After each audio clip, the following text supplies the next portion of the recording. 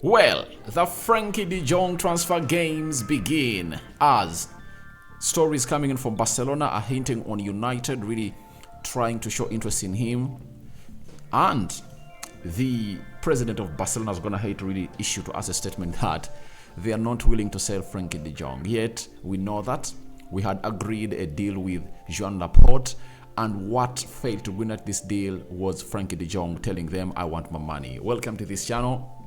It's a Sunday. How are you, those that have gone to church? Hope you guys have gone ahead to do the need and obviously say prayers. Those that have gone ahead to start home, endeavor to say a prayer to the Lord. So, Muslim friends, viewers, and subscribers, say prayers to Allah. I made this being a Sunday, but every day you have to say a prayer no matter what. We are talking about the 30-year-old center forward and how much FC Porto has put on his name as the asking price as Erik ten Hag continues to pursue a striker. And lastly, we are coming in here to let you know about the following about Fred.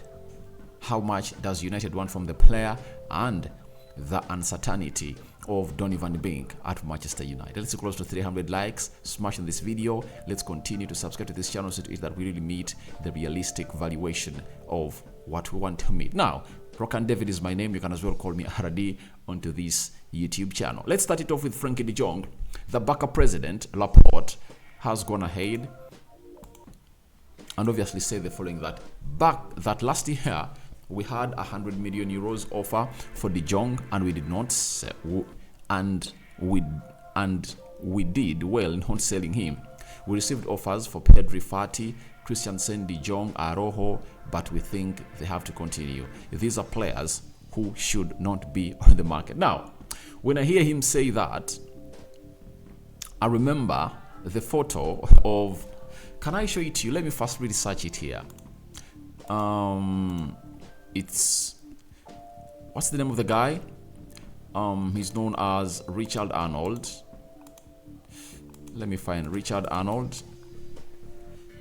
John Mata.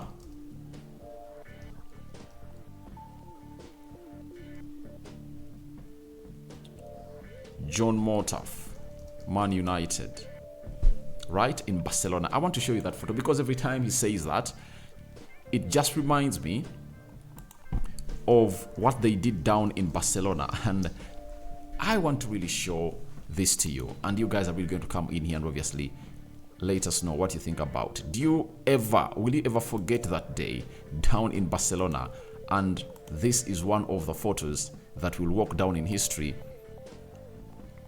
of the transfer windows, that they traveled there and they obviously never. What comes, sorry guys, what comes in your mind when you see this photo, right? I'm throwing it on your screen because Joan Laporte is trying to play defensive, but I hate that, and I hate lying to people when you know the facts that really claim, or the facts that really resonate with what you think, with the lies that you're really taking to people. Now, that is the photo I'm talking about. This was Richard Arnold and John Mata. They flew to Barcelona twice, and what was the main reason for them flying there? It was to go ahead and really agree a price with Joan Laporte. Now, when Joan Laporte comes here and tells you that they never wanted to sell, then why did they come to a compromise of an 85 million euro deal with Man United for the first time? And then secondly, the deal just saw 10 million euros splashed off it, and it really went to 75. All these are lies. Frenkie de Jong himself, while at the Dutch national team duty, he told us that he cannot guarantee himself that he will 100% be at Barcelona. So there is interest for Barcelona, and trust me, there is appetite that Barcelona are willing to sell, and they have to sell some players this season. That's it. We are waiting to see whether they're going to register Ika Gundogan. They want to get Joao Cancelo. He even went ahead and really said that the regulations of the financial fair play allows them to sign players that they can really use next season. So that's why they've gone ahead for Victor Roque. Is it from Paranaense Atletico in Brazil? And he cannot come in through to play for Barcelona. Ada Gula, that wonder kid coming from Turkey, they are closing in on him, but he cannot come in to play at Barcelona. So it shows you that amidst everything that is happening, they need to sell players, to let players in, because there are certain places or positions they need to strengthen. They are in for Romeo, who was playing for Southampton, now is playing into the La Liga, but they have money to splash, but that money is available, but it's not allowed to be used by the La Liga because they are violating the financial fair play. So, amidst what he's saying, they need to sell players, and we don't know which player is going to leave, but I can guarantee you here that don't be shocked at the beginning of this financial year when you hear that Barcelona want to sell Frenkie de Jong, because they held all their cards on their chest on their decision on who to sell. Do you know why? They don't want to find themselves in a situation of obviously creating or getting in money before the start of the financial year. You've seen this happen on the deal of Julian Timber, and United also not wanting to spend more money in the previous summers before the start of 1st July because they want that amount of money to be accounted into the financial year that started yesterday on the 1st of July to the 30th June of 2024. So let's wait and see whether they'll stand onto their words, because them getting Ika Gundogan just shows you that they might dislodge Frenkie de Jong or Frankesi, and they need to strengthen their team as they want to go and qualify for the round of 16 of the Champions League, because for the previous 2 seasons Barcelona have not managed to get out of those group stages, right? So the Frenkie de Jong transfer games are gonna hate to begin, and you all know that United is all interested in Frenkie de Jong. And the beauty of the deal of Frenkie de Jong is simple, that by the time this narrative or this idea of selling one of the backup players comes to pass, United would have gone ahead to solve its takeover problems, whether in August, and I think the new owner would have gone ahead to be announced. And remember, the new owner, when he comes in through, he can obviously pump in close to 60 or 70 million euros as far as it's concerned. So that is it coming in from Barcelona. Laporte, the president of Barca, speaking out onto the deal of Frenkie de Jong, and obviously not coming out and really saying that we had agreed a deal with Man United. The fact is, they had agreed a deal with Man United, but they are not willing to sell the player. That is it coming in from the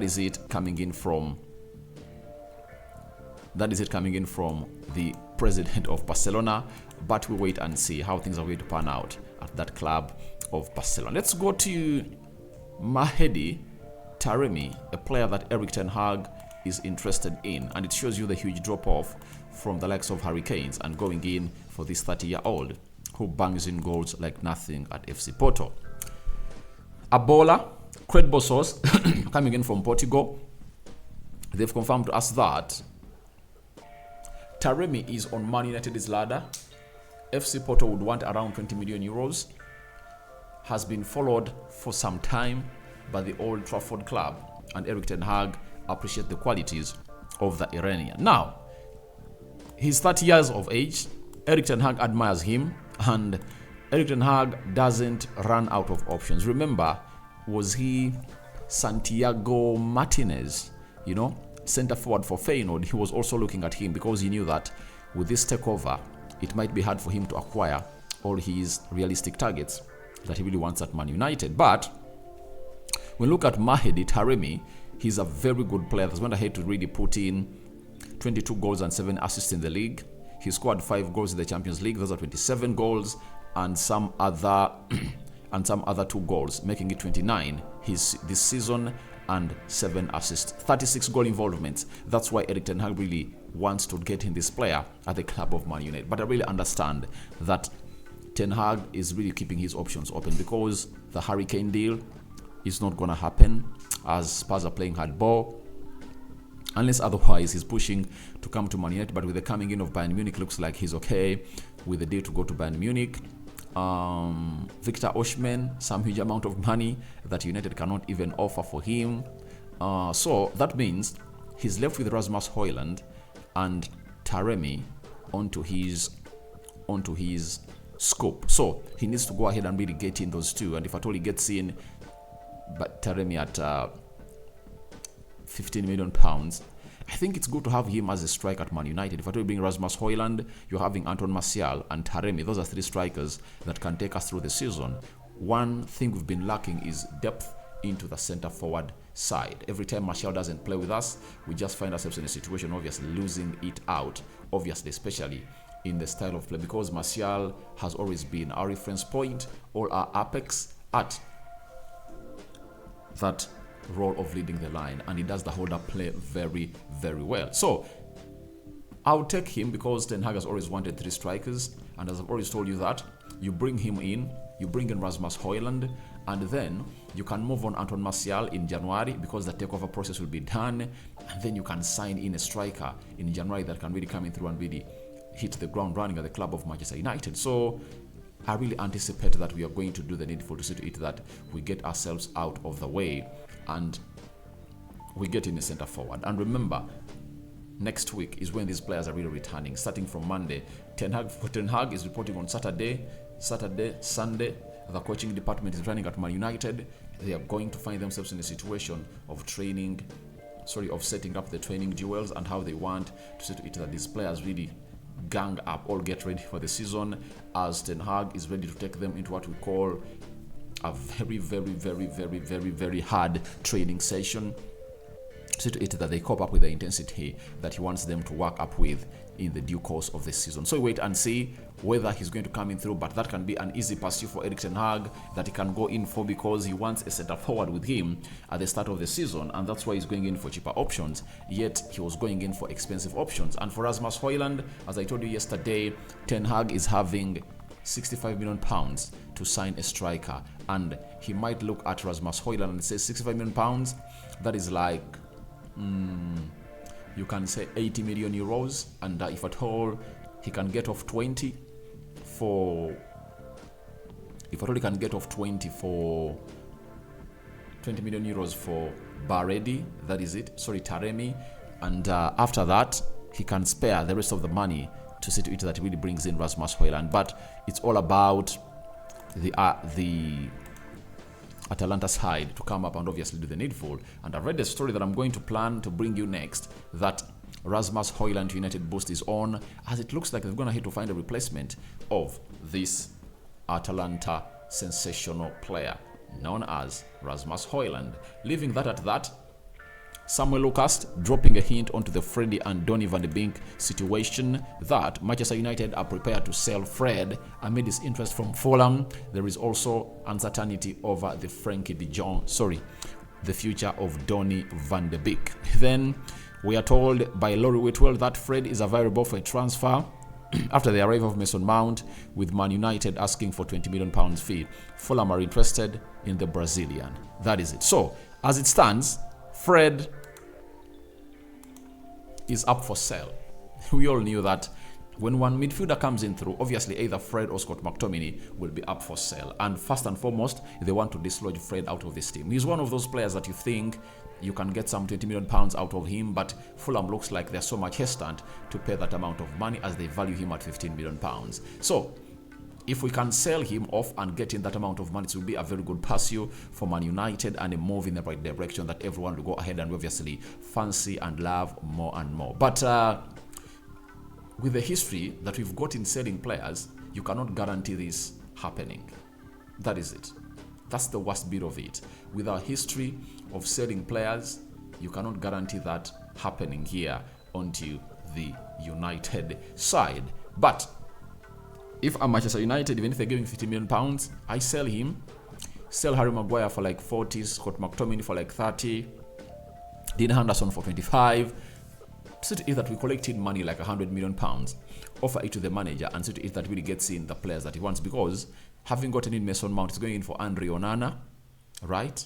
After getting in Andre Onana, he'll be left with like some money to spend on the striker. But remember, we need a right-sided centre-back, and we need another midfielder plus another striker. Erik Ten Hag wants 3 centre forwards, and he only has 1. He needs more to come in through. That was his plan as he really came in at Man United. For Donny van de Beek, I think he's going to be loaned unless otherwise he throws in a surprising performance during the preseason. That's it. If he doesn't really throw in a very surprising performance to Erik Ten Hag, then Ten Hag will really be keeping him available for the loan. So he needs to go all out and obviously do the needful and obviously keep us into the know of how he's going to be doing his job in there for you. Having had very huge problems concerning injuries, inconsistency, I think there is a very huge drop-off in Donny van Beek that came from Ajax and the one that Erik Ten Hag came all found in at Man United. Your thoughts onto the Frenkie de Jong transfer games begin as the Barca president speaks out on his future at Barcelona. What do you make about Taremi, the 30-year centre forward playing for FC Porto? And what do you make about Fred and Donny van Beek being up for sale? Guys, sign out for now. See you later. And I cover you all in the precious blood of Jesus Christ. Those that have gone to church, welcome back. I know the first mass is done. For the born agains, they might be going in for another one later in the night or in the day. Others are back at home, but thank you for really showing Lord love.